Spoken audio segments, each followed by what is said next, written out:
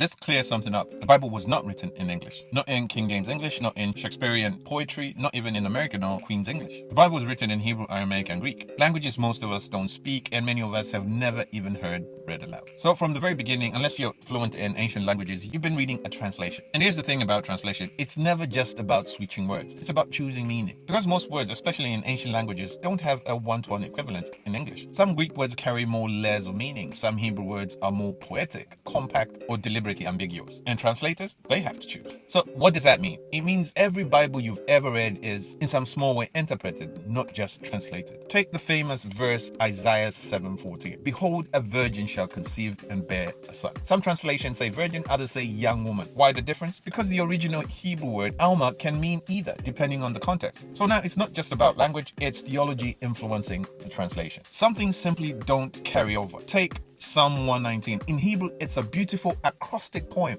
Each section begins with a different letter of the Hebrew alphabet in order from Aleph to Tav. But in English, that structure is invisible. You lose the artistry, the rhythm, the intentional design. It's like watching a 4K movie on a cracked screen. Or take common Hebraisms, Jewish idioms that don't land the same way in English. When Jesus says, if your eye is evil, your whole body will be full of darkness, in Matthew 6:23, we imagine a villain with glowing red pupils. But in Jewish culture, the phrase evil eye referred to stinginess or greed, while a good eye meant generosity. And without the cultural lens, the meaning gets blurry or worse, misinterpreted. Even some of the miraculous accounts carry layers of poetic tradition.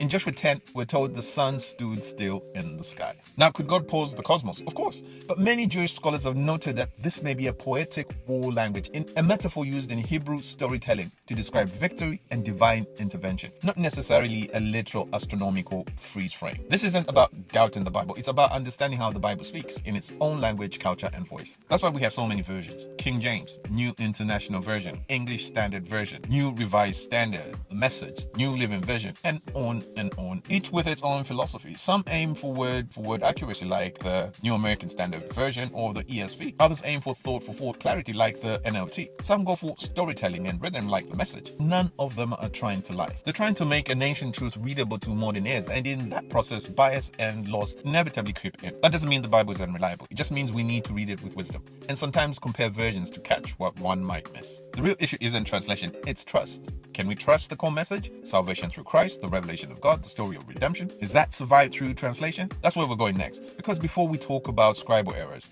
missing verses, or textual corruption, we have to understand what we're dealing with. The Bible isn't a single book. It's a library written over 1,500 years on 3 continents by over 40 different authors, and yet it tells one story. That doesn't sound like confusion. That sounds like providence.